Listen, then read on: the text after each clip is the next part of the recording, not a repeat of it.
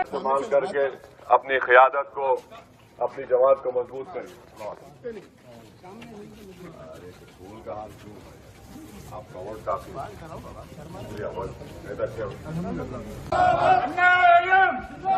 बड़े भाई के सामने मेहरबानी होती है।